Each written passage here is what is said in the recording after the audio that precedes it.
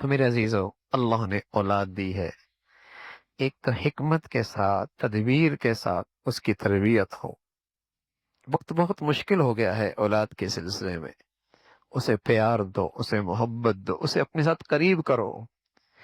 گھر کا ماحول ایسا نہ ہو کہ بچے کو یہ ذہن بن جائے کہ یہاں آیا تو طنز ملے گا، تنقید ملے گی، نہ نہ، ایسا ماحول دو، ایسا ماحول دو۔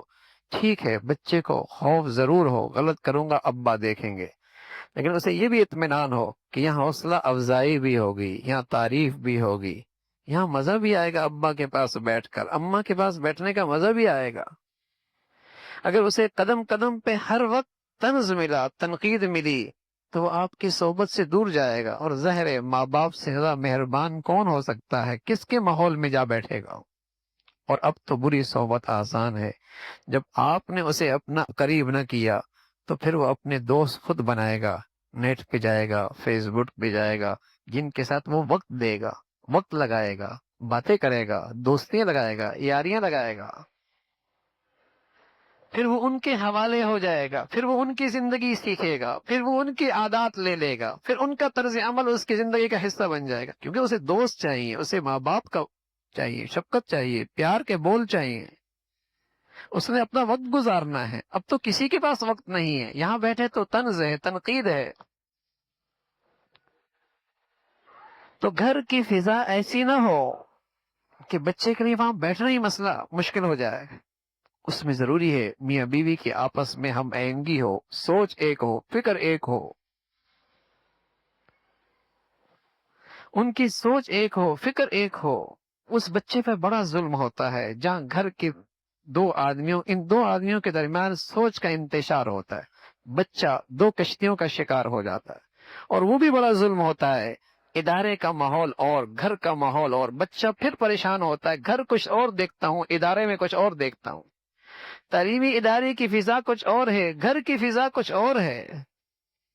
معصوم بچہ ہے، وہ ذہنی انتشار کا شکار ہو جائے گا۔